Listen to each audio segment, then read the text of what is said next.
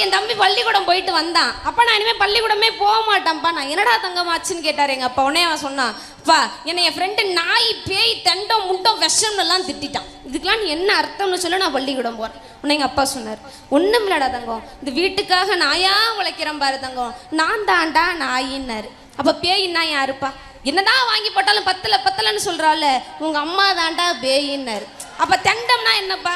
மாசத்துக்கு ஒரு தடவை உங்கள் அம்மா வீட்டிலேருந்து விருந்தாளிங்கன்னு வந்துடுறாங்கல்ல, அவங்கெல்லாம் தெண்டம். அவங்க உட்கார சேரு டேபிள் ஷோபாவாக வாங்கி போட்டிருக்கிறனே, இதெல்லாம் உண்டோன்னாரு. கடைசியாக விஷம்னா என்னப்பா அப்படின்னு கேட்டான். காலங்காத்தால் அவங்க அம்மா காப்பியா டீயான்னு கண்டுபிடிக்காத மாதிரி ஒன்று கொடுக்குறாளே, அதை விட உலகத்தில் பெரிய விஷமே இல்லைன்னு சொல்லிட்டு மனுஷன் வேலையை பார்க்க வெளியில் போயிட்டார்.